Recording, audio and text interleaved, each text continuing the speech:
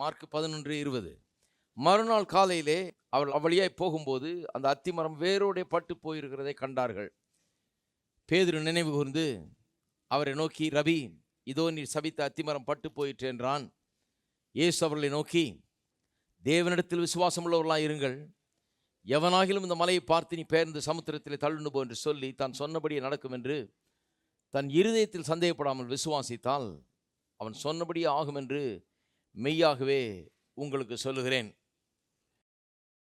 கடந்த சில வாரங்களாக சந்தேகத்தின் அறிகுறிகள் என்ன, எப்படி சந்தேகம் வேலை செய்து போன வாரத்தில் காண்பித்தேன். எப்படி பேதுரு தண்ணீரில் நடந்தான், விசுவாசித்த போது அவனுடைய பிரச்சனைகளுக்கு மேலே இருக்கிறான், சந்தேகப்பட்ட உடனே பிரச்சனை அவன் மேலே வந்துடுது. இதெல்லாம் பார்த்தோம், எப்படி அது வேலை செய்கிறது என்று. இன்றைக்கு இந்த சந்தேகத்தை எப்படி களைந்து எறிவது, எப்படி இதை நம்மளிருந்து அகற்றுவது, எப்படி விசுவாசத்தில் வாழ்வது, சந்தேகப்படாமல் எப்படி விசுவாசிப்பது என்பதை குறித்து இன்றைக்கு இன்னும் கொஞ்சம் அதிகமாக நாம் பார்க்க போகிறோம். நாம் திருப்புவோம் ஏசாயா 7:9 2ஆம் பகுதியை மட்டும் வாசிக்கிறேன். நீங்கள் விசுவாசியாவிட்டால் நிலை பெற மாட்டீர்கள் என்று சொல் என்றார். ஏற்கனவே யாக்கோபு 1ஆம் அதிகாரத்திலிருந்தெல்லாம் காண்பித்தேன். எப்படி சந்தேகப்படுகிறவன், ஞானத்தை அவராதுக்கு வேணும்னா கேட்கலாம், கேட்டால் அவர் கடிந்து கொள்கிறவர் அல்ல, கேட்கிறவனுக்கு நிறைவாக இதை தருகிறவர் என்றெல்லாம் சொல்லிட்டு சொல்கிறாரு. ஆனால் கேட்கிறவன் எப்படி கேட்கணும்? விசுவாசத்தில் கேட்க வேணும், சந்தேகப்படாமல் கேட்க வேணும். சந்தேகப்படுகிறவன் எப்படி இருக்கிறான்? காற்றில் அடிபடுகிற அலைக்கு ஒப்பாய் இருக்கிறான். அப்படிப்பட்ட மனுஷன், சந்தேகப்படுகிற மனுஷன் எல்லாவற்றிலும் நிலையற்றவனாக இருக்கிறான் என்று யாக்கோபு 1:5 முதல் 8 வசனங்களை நம்ம பார்த்தோம் இல்லையா? அவனை எப்படி வர்ணித்திருக்கிறாங்க பாருங்கள். காற்றில் அடிபடுகிற அலைக்கு ஒப்பாய் இருக்கிறான், நிலையற்றவன். அப்படி எப்படியும் இருக்கிறான். ஒரு நாள் அப், இன்னொரு நாள் டவுன். ஒரு நாள் நல்லா இருக்கிறான், பாசிட்டிவாக இருக்கான், இன்னொரு நாள் நெகட்டிவாக. ஒரு நாள் நடக்குன்றான், இன்னொரு நாள் நடக்காதுன்றான். ஒரு நாள் சந்தோஷமாக இருக்கான், இன்னொரு நாள் சந்தோஷமே இல்லை. நிலையற்றவன், காற்றில் அடிபடுகிற அலைக்கு ஒப்பாய் இருக்கிறான் சந்தேகப்படுற மனுஷன். நிலையற்ற நிலை. இன்றைக்கி நல்லா இருக்கான்னு பார்த்தீங்கன்னா நாளைக்கு அப்படியே இருக்க மாட்டான், நாளைக்கு வேறு மாதிரி ஆகிடுவான். அதுதான் நிலையற்ற ஒரு வாழ்க்கை. இங்கே என்ன சொல்லியிருக்கு பாருங்க, நீங்கள் விசுவாசியாவிட்டால் நிலை பெற மாட்டீர்கள். அதாவது சந்தேகம் இருக்கிற வரைக்கும் நிலை பெறவே முடியாது, விசுவாசிக்காவிட்டால் நிலை பெறவே முடியாது என்று தேவன் இங்கே தம்முடைய மக்களுக்கு சொல்லுகிறார். நீங்கள் விசுவாசியாவிட்டால் நிலை பெற மாட்டீர்கள். நீங்கள் விரும்புகிறதை அடைய மாட்டீர்கள். நீங்கள் செல்ல வேண்டிய இடத்தை சென்று அடைய மாட்டீர்கள். நீங்கள் கேட்பது உங்களுக்கு கிடைக்காது. நீங்கள் விசுவாசியாவிட்டால் நிலை பெற மாட்டீர்கள். வாழ்க்கை நன்றாக இருக்காது. நிறைய பேர் பாருங்கள், நிலை பெறுறதே கிடையாது. ஆவிக்குரிய ஜீவியத்தில் இந்த இஸ்ரவேல் மக்களை போலவே நிறைய பேர் இருக்கிறாங்க. நாம் அவங்கள பார்த்து சிரிக்கிறோம். 40 வருஷம் வனாந்திரத்திலே சுற்றி வந்தாங்களாம். எப்படி அது சுற்றி வர முடியும்? அதிசயமாக இருக்குது. அதிசயத்திலும் பெரிய அதிசயம். எப்படி அவங்க சுற்றி வந்தாங்கன்னு சொல்லி அவங்கள பார்த்து சிரிக்கிறோம். ஆனால் எத்தனையோ கிறிஸ்தவ மக்கள் கூட அப்படி இருக்கிறாங்க. அநேக நேரத்தில் வாழ்க்கையில் நிலையற்றவர்களாக 40 வருஷமாக கிறிஸ்தவர்களாக இருந்தாலும் எங்கேயும் போகல பெருசாக. அதே எங்கே ஆரம்பித்தாங்களோ அதே இடத்துல தான் இருக்கிறாங்க. அங்கேயே தான் சுற்றி வந்துக்கிட்டே இருக்கிறாங்க. ஏனென்று சொன்னால் விசுவாசிக்கிறது இல்லை, விசுவாசத்தை வளர்த்துக் கொள்வதில்லை. வாழ்க்கையில் சந்தேகமும் அவிசுவாசமும் கேள்விகளும் தான் இருக்குது ஒழிய அவர்களுக்கு விசுவாசம் உள்ளத்திலே வளரவில்லை. இங்கே ஒரு விதமாக சொல்லியிருக்கு பாருங்க. என்ன சொல்லியிருக்குது? விசுவாசியா விட்டால் எல்லாம் சொல்லுங்க. விசுவாசியா விட்டால், விசுவாசியா விட்டால் தான் சொல்லியிருக்குது ஒழிய விசுவாசிக்க முடியாமற் போனால்னு சொல்லலை. சிலர் சொல்கிறாங்க, அதனால் நான் இப்போ சொல்கிறேன், விசுவாசிக்க முடியலங்க அப்படிங்கிறாங்க. கேள்விப்பட்டிருக்கீங்களா? விசுவாசிக்க முடியல அப்படிங்கிறாங்க. விசுவாசிக்கிறதுக்கு கஷ்டமாக இருக்குது, விசுவாசிக்க முடியலங்கிறாங்க. அது சரி கிடையாது. There is no truth in it. அதில் எந்த உண்மையும் கிடையாது. ஒரு மனுஷனுக்கு விசுவாசிக்க முடியாமல் இருக்க முடியுமா? நான் நம்புகிறேன், அப்படி இருக்கவே முடியாது. ஏனென்று சொன்னால் எப்படி விசுவாசிக்கிறோம்? ஏதோன்றையும் நீங்கள் விசுவாசிக்கலாம். நீங்கள் எதை தெரிந்து கொள்கிறீர்களோ அதை விசுவாசிக்கலாம். நீங்கள் பார்க்குறதுக்கும் அறிந்து கொள்ளுகிறதுக்கும் உங்கள் உணர்ச்சிக்கும் எதுக்குமே சம்மந்தம் கிடையாது. அதனால தான் சிலர் பொய்யான காரியங்களை கூட விசுவாசிக்கிறாங்க, மாயையை கூட விசுவாசிக்கிறாங்க, பொய்யான தகவல்களை நம்புகிறாங்க. ஏன்னா அதை விசுவாசிக்கணும்னு தீர்மானம் எடுத்துட்டாங்க. அது பொய், அதில் ஒன்றும் இல்லை, அதில் உண்மை இல்லைன்னு தெரிஞ்ச பிறகும் அதை நம்புறதுங்கிற தீர்மானத்தை எடுத்துட்டாங்க. அதனால அந்த பொய்யை நம்புகிறார்கள், விசுவாசிக்கிறாங்க. ஏன்னா அதை விசுவாசிக்க தீர்மானத்தை எடுத்துட்டாங்க. அப்போ விசுவாசிக்கிறதுங்கிறது பார்க்குறது, உணர்றது, அல்லது அது லாஜிக்கலாக இருக்கா, ரீசனபிளாக இருக்குதா, அது அறிவுபூர்வமாக சரியாக இருக்கா அப்படின்றதுனால ஒருத்தன் விசுவாசிக்காமல் இல்லை. அவன் விசுவாசிக்க தெரிந்து கொள்ளாததுனால அல்லது விசுவாசிக்க சூஸ் பண்ணாததுனால நான் விசுவாசிப்பேன் என்ற ஒரு தீர்மானத்தை எடுக்காதனால தான் ஒரு மனுஷன் விசுவாசிக்காமல் இருக்கிறான். இதுதான் வேத வசனத்தின் உண்மை. பாருங்க, நிறைய பேர் அப்படி விசுவாசிக்க வேண்டும். இதை தான் நான் விசுவாசிப்பேன், இதில் தான் நிற்பேன், இதுதான் சத்தியம், இது ஒரு முடிவுக்கு வந்துட்டேன், இதுதான் உண்மை, இதை நான் விசுவாசிக்க போறேன்ற ஒரு தீர்மானத்துக்கு வரவே இல்லை. அதுதான் அங்கே பிரச்சனை. நான் ஆரம்பத்திலே உங்களுக்கு காண்பித்தேன், இதெல்லாம் பற்றி பேசும்போது, அவிசுவாசத்தை பற்றி பேசும்போது காண்பித்தேன். பவுலுக்கு ஒரு விதமான அவிசுவாசம் இருந்தது. சபைகளெல்லாம் துன்புறுத்தி வந்தான். எங்கேயும் சென்று கிறிஸ்தவ மக்களை அடித்து துன்புறுத்தி பிடிச்சு கொண்டு வந்து கொடுக்கறது தான் வேலை. ஆனால் சொல்லுகிறான், கர்த்தர் என்னை இன்னைக்கு ஊழியத்துக்கு தெரிந்தெடுத்திருக்கிறார், நான் உண்மையுள்ளவனா இருப்பேன்னு நினச்சி என்னிடத்துல ஊழியத்தை ஒப்படைச்சிருக்கிறாரு. ஆனால் நான் அந்த காலத்தில் கர்த்தரை தூஷிக்கிறவனா இருந்தேன், பொல்லாதவனா இருந்தேன், துன்பப்படுத்துகிறவனா இருந்தேன். அப்புறம் சொல்கிறாரு, நான் அதை அறியாமையினாலே உண்டான அவிசுவாசத்தினால் அப்படி செய்தேன். அவிசுவாசம் இருந்தது, ஆனால் அது எதனால் அவிசுவாசம்? அறியாமையினால் அவிசுவாசம். அன்பிலீஃப் பிகாஸ் ஆஃப் இக்னோரன்ஸ், அறியாமையினால் உண்டான அவிசுவாசம் என்று சொல்லுகிறான். ஆனால் எபிரேயர் 3 நாம் வாசித்தோம் இல்லையா, அது என்ன விதமான அவிசுவாசம்? கர்த்தர் இஸ்ரவேல் மக்களை பார்த்து சொல்றாரு, இருதயத்தை கடினப்படுத்தாதீர்கள், இருதயத்தை கடினப்படுத்தாதீங்க அப்படிங்கிறாரு. பொல்லாத அவிசுவாசம் உள்ள இருதயம் அது உங்களுக்கு இருக்க வேண்டாம் அப்படிங்கிறாரு. இது என்ன விதமான அவிசுவாசம்? இது கொஞ்சம் வித்தியாசம். அவன் தெரியாம விசுவாசிக்காம இருக்கிறான். நிறைய பேர் இன்றைக்கு தெரியாம விசுவாசிக்காம இருக்கிறோம்.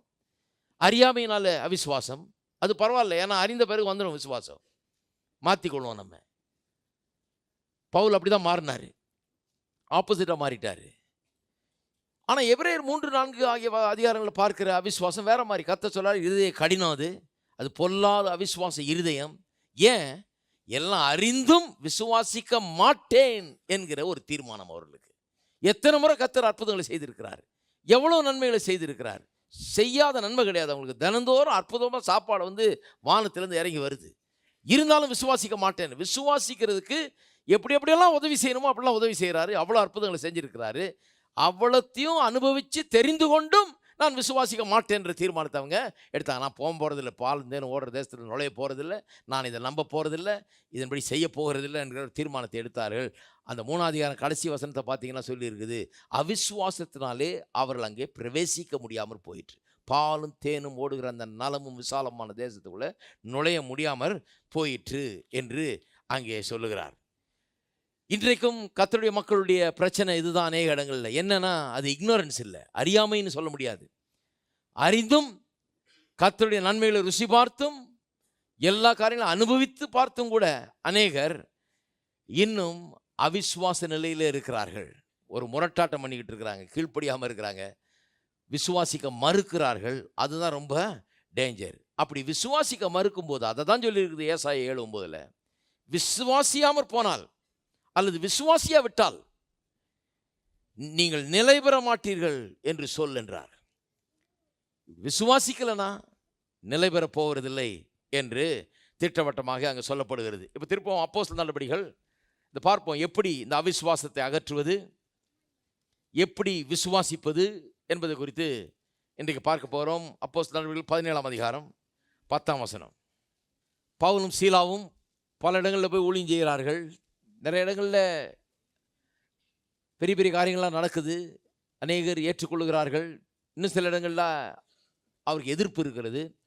தன்னுடைய சொந்த சகோதரர்கள் யூத மார்க்கத்தை சேர்ந்தவர்களே இவரை எதிர்க்கிறார்கள். இப்படிலாம் பிரச்சனைக்குள்ளாகி கஷ்டப்படுகிறார்கள். இங்கே ஒரு இடத்துல ஒரு பிரச்சனையில் மாட்டி ஜாமீன் வாங்கி கொண்டு அவங்கள விட்டு விட்டாங்களாம். 9ஆம் வசனத்தில் சொல்லியிருக்குது. அதுக்கப்புறம் ஜாமீனில் வெளியே 10ஆம் வசனம் சொல்லுது, உடனே சகோதரர் ராத்திரி காலத்திலே பவுலையும் சீலாவையும் பெராயா பட்டணத்துக்கு அனுப்பிவிட்டார்கள். அவர்கள் அங்கே சேர்ந்து யூதருடைய ஜெபாலயத்துக்கு போனார்கள். இன்னொரு ஊருக்கு போகிறாங்க, பெராயாங்கிற ஊர். இது ரொம்ப அருமையான ஒரு எடுத்துக்காட்டான ஒரு சம்பவம். அங்கே ஜெபாலயத்துக்கு போகிறார்கள். அந்த பட்டணத்தார் மனோ வாஞ்சையாய் வசனத்தை ஏற்றுக்கொண்டு காரியங்கள் இப்படி இருக்கிறதா என்று தினந்தோறும் வேத வாக்கியங்களை ஆராய்ந்து பார்த்ததினால் தெசலோனிக்கேயில் உள்ளவர்களை பார்க்கலும் நற்குணசாலிகளாய் இருந்தார்கள். என்ன ஒரு அற்புதமான ஒரு ஜனங்க பாருங்க. எத்தனை இடத்துல எதிர்ப்பெல்லாம் பார்த்துட்டாரு. மற்ற இடங்களில் ஜெபாலயத்துக்கு போனால் இவர் ஏற்றுக்கொள்ள மாட்டேன்றாங்க. இவர் சொல்றது பொய் உபதேசம்னு சொல்லி விரட்டி அடிக்கிறாங்க, பிடிச்சி கொடுக்குறாங்க, உத கொடுக்குறாங்க, காயப்படுத்துறாங்க, வெறுக்கிறார்கள், தள்ளுகிறார்கள், விரட்டுறாங்க. ஆனால் இங்கே வந்தா இங்கே ஒரு கூட்ட ஜனம் நல்ல ஒரு மனப்பக்குவத்தோடு இருக்கிறாங்க. அவங்க எப்படி இருக்கிறாங்க? மனோ வாஞ்சையோடு வசனத்தை கேட்கிற ஒரு ஜனமாயிருக்கிறார். வசனத்தை ஏற்றுக்கொண்டு காரியங்கள் இப்படி இருக்கிறதோ. பவுல் பிரசங்கம் பண்ணுறது ரொம்ப வித்தியாசமாக இருக்குது. அவங்க இத்தனை நாள் கேட்ட பிரசங்கத்துக்கும் பவுலிடத்திலிருந்து இன்றைக்கு கேட்கிற பிரசங்கத்துக்கும் ரொம்ப வித்தியாசம் இருக்குது. ஆனால் இவங்க என்ன மாதிரி ஜனங்கன்னு சொன்னால், ஒரு பெரிய தாகம் அவர்களுக்குள்ளே இருக்குது, ஒரு பசி அவர்களுக்குள்ளே இருக்குது. மனோவாஞ்சியாக வசனத்தை ஏற்றுக்கொண்டு காரியங்கள் இப்படி இருக்கிறதோ. என்ன இப்படி பிரசங்கம் பண்ணுறாரு, இது வரைக்கும் நாம் இப்படி கேட்டது இல்லையே, கிறிஸ்து தான் ஆண்டவர் என்று இப்படி அறிவிக்கிறாரே, இது உண்மையா, இது உண்மையாக இருக்குமோ, உண்மையாக இருந்தாலும் இதை ஏற்றுக்கொள்ள வேண்டுமே, இவர் சொல்வது உண்மையா என்று தினந்தோறும் வேத வாக்கியங்களை ஆராய்ந்து பார்த்ததினால் அவர்கள் நற்குணசாலிகள் என்று சொல்லப்பட்டிருக்கிறது. தினந்தோறும் வேத வசனத்துக்கு சென்று அவர்கள் அங்கே செக் பண்ணி பார்க்குறாங்களாம். ஒரு நல்ல டிஸ்போசிஷன் இருக்குது பாருங்கள், அவங்களுக்கு ஒரு நல்ல மனப்பக்குவம் இருக்கிறது. ஒரு சந்தேக பேர்வழியினுடைய மனப்பக்குவத்தை பார்த்தீங்கன்னா அது எப்படி இருக்கும்னா, எப்பவுமே சந்தேகம், எதுலேயுமே சந்தேகம், எதுலேயுமே பாருங்கள், எதுலேயுமே குறை கண்டுபிடிக்கிறது, எதுலேயுமே குற்றம் கண்டுபிடிக்கிறது, அப்படிதான் இருப்பாங்க சந்தேக பேர்வழிகள். மற்ற இடங்களுக்கு இவங்க போனப்போ அநேக நேரத்தில் இந்த மாதிரி ஆட்களை சந்திச்சாங்க. வந்தவொடனே இதென்ன புது உபதேசம், இதென்ன புதுசாக நம்ம பேசுகிறீரு, புதுசாக என்ன நம்ம ஏசு கிறிஸ்து நினைச்சு இப்போ கொண்டு வந்திருக்கிறீரு, நம்ம இதை விட்டுட்டு இதெல்லாம் என்னத்தை பேசி புதுசாக கற்றுக்கிட்டு வந்திருக்கிறீர், எங்கேருந்து பிடிச்சிட்டு வந்திருக்குதுன்னு சொல்லி உடனே அவரை எதிர்க்கிறார்கள். ஆனால் இவர்கள் மனோவாஞ்சையாய் வசனத்தை ஏற்றுக்கொண்டவர்கள். மனப்பக்குவம் வேற மாதிரி இருக்குது. அவங்களுக்கு சந்தேக மனப்பான்மை, சந்தேக மனப்பக்குவம், இவங்களுக்கு ஏற்றுக்கொள்ளக்கூடிய மனப்பக்குவம், மனோவாஞ்சை. இதில் உண்மை இருக்குமா என்று ஆராய்ந்து பார்க்கக்கூடிய ஒரு தன்மை, உண்மை இருந்தால் அதை ஏற்றுக்கொள்வோம் என்கிற ஒரு தன்மை, அதுதான் இன்றைக்கு அவசியம். இன்றைக்கு எந்த ஒரு மனப்பக்குவத்தோடு வந்திருக்கிறோம் என்பதை எண்ணி பார்க்க வேண்டும். சில நேரத்தில் பாருங்கள், நம்ம ரட்சிக்கப்படுறதுக்கு முன்னால் குறை கண்டுபிடிக்கிறவர்களா குற்றம் கண்டுபிடிக்கிறவர்களா இருப்போம். இந்த குறை குற்றம் கண்டுபிடிக்கிறவங்கள பார்த்துருக்கீங்களா? நீங்கள் நல்லா புதுசாக வீடு கட்டியிருப்பீங்க, இவங்களை பிரதிஷ்டைக்கு கூப்பிட்டா பார்த்துட்டு, ஐயையோ என்ன இப்படி கட்டிட்டீங்க, இது பண்ணியிருக்கவே கூடாது நீங்கள் எப்படி அப்படிம்பாங்க. எதையாவது ஒரு குறை கண்டுபிடிப்பாங்க. இதில் 1000 நல்லது இருக்கும், ஆனால் 1000 கண்ணுக்கு தெரியாது அவங்களுக்கு. எது குறை இருக்குதோ அதை தான் கண்டுபிடிப்பாங்க. ஒரு நல்ல புது கார் வாங்கிட்டு ரொம்ப பெருமையாக அவங்கள்ட்ட கொண்டு போய் புது கார் வாங்கியிருக்கேன்னு காமிச்சா, ஐயையோ நேற்று தான் வாசித்தேன், இந்த கார் ரொம்ப மோசமா, இந்த பாருங்கள் லேசாக இங்கே கீரி வேறு இருக்குது, இதை வேறு பார்க்காம வாங்கிட்டீங்களேம்பாங்க. ஏன்னா அவங்களுக்கு இந்த குற்றம் குறை கண்டுபிடிக்கிறதுக்கு ஒரு சுவாபத்தில் கலந்துருச்சு, பழக்க வழக்கத்தில் அப்படி கலந்துருச்சு. எப்போ பார்த்தாலும் எதை எடுத்தாலும் குறை சொல்கிறது, குறை கண்டுபிடிக்கிறது. ஒரு நல்ல காரியத்தையே அவங்க பாராட்ட மாட்டாங்க, நல்லதே கண்ணுக்கு படாது, நல்லதை பற்றியே பேச மாட்டாங்க, குறைய தான் பேசுவாங்க. அப்படிப்பட்ட ஆட்களை பார்த்துருக்கீங்களா? தெரியாத மாதிரி முழிக்கிறீங்க. ஒருவேளை உங்கள் பக்கத்தில் உட்காந்துருக்கிற ஆள் அந்த மாதிரி இருக்கலாம் ஒருவேளை, அதனால் நமக்கு எதுக்கு வம்புன்னு அப்படி இருக்கிறீங்க. சரி, உங்களுக்கு தெரியும் நான் சொல்கிறது என்னன்னு, உங்கள் முகத்தை பார்த்தாலே தெரியுது. அப்படிப்பட்ட ஆட்களை பார்த்துருக்கோம். ஆனால் ரட்சிக்கப்பட்ட பிறகு அப்படியே அந்த மனோபாவத்தை அப்படியே கொண்டாந்துடுறாங்க. எதுக்குள்ள? கிறிஸ்தவ வாழ்க்கைக்குள்ளேயும். கிறிஸ்தவர்கள் ஆன பிறகும் பார்த்தீங்க, அவங்க குறை கண்டுபிடிக்கிறவங்களாக தான் இருப்பாங்க. எதுலேயும் குறை. ஒரு பிரசங்கம் கேட்டால் அதில் ஒரு குறை, எதை கேட்டாலும் அதில் சும்மா ஒரு குறையை கண்டுபிடிக்கிறதுக்காக, அதில் எது நல்லது இருக்குன்றது அதை எடுத்துக்கலாம் அப்படின்னு கிடையாது, எதுலேயும் ஒரு குறை.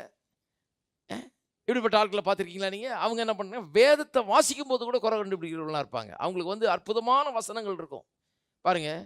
என் தேவன் உங்கள் குறைகள் எல்லாம் தம்முடைய மகிமையின் ஐஸ்வர்யத்தின்படி நிறைவாக்குவார்ன்றது. அதை வாசிக்கும் போதே எனக்கு புல்லரிக்குது. எனக்கு அது 1000 முறை வாயில் சொன்னாலும் எனக்கு அப்படியே வாயில் தேனை போட்ட மாதிரி இருக்குது. எனக்கு அருமையாக இருக்குது. அந்த வார்த்தைகள் எனக்கு ஊக்கத்தை கொடுக்கிறது, உற்சாகத்தை கொடுக்கிறது.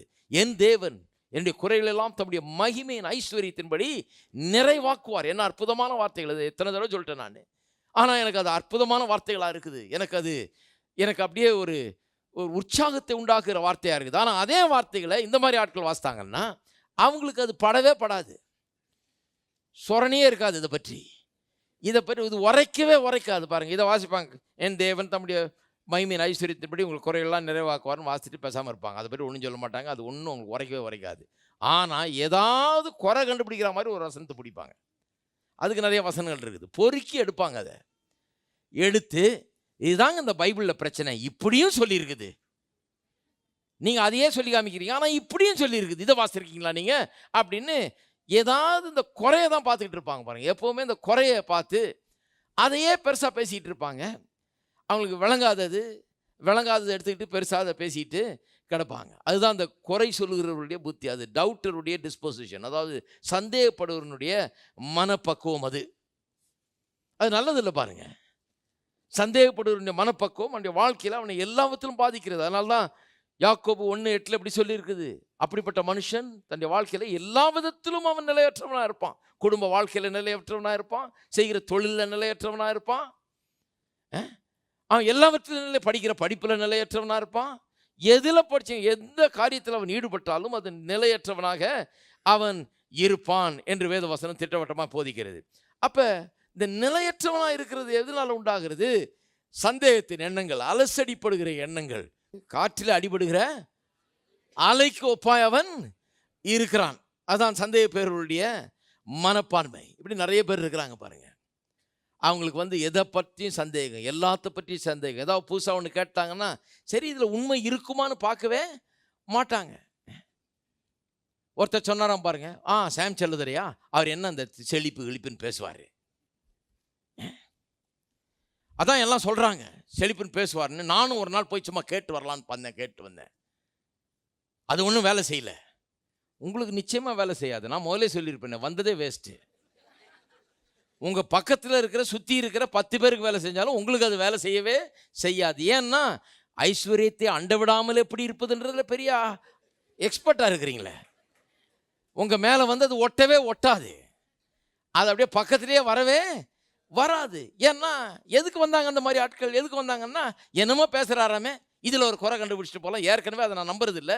நம்பாட்டியும் சும்மா நீங்கள் ஞாயிற்றுக்கிழமை காலையில் போய் என்னமோ அந்த ஆராதனையில் கலந்துட்டு என்னதான் பேசுகிறாருன்னு கேட்டுட்டு அதை பற்றி இன்னும் 4 குறை கண்டுபிடிச்சி சொல்லிகிட்டு இருப்போம் அப்படிங்கிறது தான் அவங்களுடைய நோக்கம். அப்படிப்பட்ட ஆளுக்கு இன்றைக்கெல்லாம் அவங்க ஒவ்வொரு வாரமும் குறை கண்டுபிடிச்சாலும் அவங்களுக்கு ஒன்றும் நடக்கவே நடக்காது. டைமை வேஸ்ட் பண்ணிகிட்டு இருக்கிறாங்க பாருங்கள். ஆனால் மனோ வாஞ்சையோடு வருகிறவர்கள், இதில் உண்மை இருக்குதா, இது சத்தியமா, என்ன இப்படி சொல்கிறாரு, இதில் ஏதாவது சத்தியம் இருக்குதா, இதை நான் ஆராய்ஞ்சு பார்க்க போகிறேன், தினந்தோறும் இதே வேலையை உட்கார போகிறேன், அவர் என்ன சொன்னார் அந்த டேப்பை வாங்கி கேட்க போகிறேன், பைபிள் எடுத்து பார்க்க போகிறேன், இதை ஆராய போகிறேன், இதை புரிந்து கொள்கிற வரைக்கும் விடுறதில்லை. இது உண்மையானால் இதை ஏற்றுக்கொள்ள போகிறேன், இது உண்மை இல்லைன்னா இதை நிராகரிக்க போகிறேன் என்கிற அந்த மனப்பான்மை தான் சரியான மனப்பான்மை. இந்த பெரியாவின் மக்கள் அவர்கள் எல்லாத்தையும் ஆண் வாயப்படந்து ஏற்றுக்கொண்டு போகிற மக்கள் கிடையாது. கேட்குறாங்க, மனோ வாஞ்சியாக கேட்குறாங்க, இதில் உண்மை இருக்குமோ, இது ஒருவேளை சத்தியமாக இருக்குமோ, சத்தியமாக இருந்தால் அதை விட்டுறக்கூடாது. எனக்கு அது ரொம்ப முக்கியம் பாருங்கள். எனக்கு இந்த சத்தியத்தை கோட்டை விட்டுறக்கூடாதுன்னு சில நேரத்தில் நான் யோசித்து பார்க்குறது உண்டு. இந்த மாதிரி காரியங்கள்லாம் புரிந்து கொள்ளாமல் அறிந்து கொள்ளாமல் இருந்தேன்னா நேரம் எப்படி இருந்திருப்பேன்னு எனக்கே பயமாயிடும் யோசித்து பார்க்கும்போது. நீங்கள் யோசித்து பாருங்கள், நேரம் எப்படிப்பட்ட பிரசங்கியாராக இருந்திருப்பேன்னு.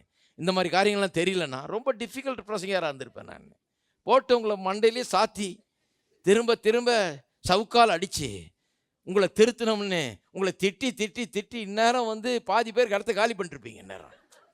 ஏன்னா அப்படிப்பட்ட பிரசங்கியாராக ரொம்ப கடின பேர் வழியாக இருந்திருப்பேன். ஏன்னா அதை தான் கற்றுக்க முடியும் இந்த உலகத்தில், சுற்றிலும் அதுதான் இருக்குது. ஆனால் அது மத்தியில் எப்படியோ கடவுள் எனக்கு இப்படி ஒரு வாய்ப்பை கொடுத்தாரு, இப்படிப்பட்ட காரியங்களை அறிந்து கொள்ள முடியாது. சில நேரத்தில் நான் அதை நினச்சி பார்க்கும்போது நான் கர்த்தருக்கு 1000 கோடி நன்றியை நான் செலுத்துகிறேன். கர்த்தாவே, இதெல்லாம் தெரிந்து கொள்றதுக்கு எனக்கு வாய்ப்பு கொடுத்தீரே, எனக்கு ரொம்ப முக்கியம் பாருங்கள். இதை விட்டுருந்தேன்னா, கோட்டை விட்டுருந்தேன்னா இந்நேரம் வயசு 50க்கு மேலே ஆகி போச்சு, ட்ரெயின் போயிட்டுருக்கோம், அவ்வளோதான், மிஸ்டு. இருந்த இடத்துல தான் நின்றுருப்பேன், அங்கேயே சுற்றி வனாந்தரத்தை சுற்றி வந்த மாதிரி வந்துக்கிட்டே இருப்பேன். ஆனால் இன்றைக்கு ட்ரெயினை மிஸ் பண்ணலை, இனியும் மிஸ் பண்ணக்கூடாது. ஆகவே ஒன்றை கேட்கும்போது மனோ வாஞ்சியோடு கேட்கிறேன், இதில் சத்தியம் இருக்குமா, இருந்தாலும் நான் எடுத்துக்கொள்ள போகிறேன், இதை ஆராய்ந்து பார்க்க போகிறேன். அப்படியே மனசை மூடுற போகிறதில்லை, ஆராய்ந்து பார்த்துட்டு இதில் சத்தியம் இருந்தால் அதை ஏற்றுக்கொள்ள போகிறேன்ங்கிறது தான் சரியான மனப்பான்மை. இதை நான் நம்புறதில்லை அப்படின்னு சொல்கிறது பெரிய ஸ்மார்ட்டு கிடையாது. அப்படிப்பட்ட ஆட்கள் ஒன்றையும் பெற்றுக்கொள்ள முடியாது. அப்போ பாருங்கள், வசனத்தை கேட்கும்போது இந்த மனோ வாஞ்சை ரொம்ப அவசியம். சந்தேகம் நீங்க வேண்டும் என்றால், விசுவாசம் வரணும்னா, அவிசுவாசமெல்லாம் நீங்க வேண்டும் என்று சொன்னால் இந்த மனோ வாஞ்சை தினந்தோறும் ஆராய்ந்து பார்க்குற ஒரு தன்மை, இதில் உண்மை இருக்கிறதா என்று ஆராய்ந்து பார்க்கிற ஒரு மனப்பக்குவம் அவசியமாக இருக்கிறது. அதனால தான் இந்த ஜனங்கள் நற்குணம் உள்ளவர்கள் என்று அழைக்கப்பட்டார்கள். எத்தனை பேர் அப்படிப்பட்ட நல்ல குணம் உள்ளவர்களாக இருக்கிறீங்க? அது இருந்தால் போதும். நான் சொல்கிறதெல்லாம் நம்புங்கன்னு நான் ஒன்றும் சொல்லலை, கேளுங்கன்னு சொல்கிறேன். இதை கேட்டதை ஆராய்ந்து பாருங்கள், நீங்களே ஆராய்ந்து பாருங்கள்னு சொல்கிறேன். நீங்களே அதை யோசித்து பாருங்கள், நீங்கள் அது உண்மையா என்று ஆராய்ந்து பாருங்கள். அது உண்மையாக இருந்தால் உண்மையாக இருக்கிறத மட்டும் ஏற்றுக்கொள்ளுங்கள். இது என்ன அநியாயமா, இது என்ன அபூர்வமா, இது என்ன வேண்டாத ஒரு காரியமா, அப்படி தானே சொல்கிறேன். நான் சொல்கிறதெல்லாம் நம்பு, நான் சொல்கிறது கரெக்ட் அப்படின்னு நான் சொல்லலை. நான் சொல்கிறது கரெக்டாக இருந்தாலும் நான் அப்படி சொல்லலை. நான் என்ன சொல்கிறேன், கேளுங்க, மனோ வாஞ்சியோடு கேளுங்க. எத்தனை பேர் வாஞ்சியோடு வந்திருக்கீங்க கேட்குறதுக்கு? அதுதான் இந்த இடத்துடைய இந்த ஒரு மின்சாரம் மாதிரி இருக்குது பாருங்கள் இங்கே வரும்போது. ஏன்னு சொன்னால் ஜனங்கள் மனோ வாஞ்சியோடு கேட்கும்படியாக வந்திருக்கிறார்கள், கர்த்தருடைய வார்த்தையை கேட்கும்படியாக. அது உண்மையாக இருந்தால் அதை ஏற்றுக்கொள்ள போகிறேன்ற அந்த மனப்பக்குவத்தோடு வந்திருக்கிறார்கள். அதனால தான் ஜனங்க அப்படியே ஆழமாக கேட்டுக்கிட்டு இருக்கிறார்கள்.